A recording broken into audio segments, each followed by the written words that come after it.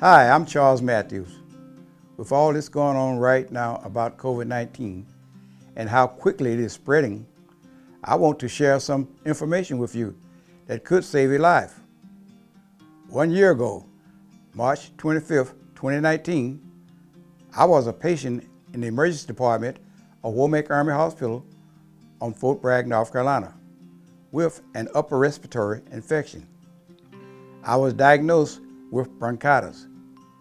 To my surprise, some of my symptoms were the same as COVID-19. I couldn't stop coughing. I later learned how to control some of my coughing.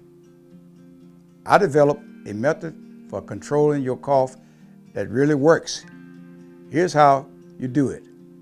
Use the lower back part of your throat and tongue as a suction device to keep the throat airways open.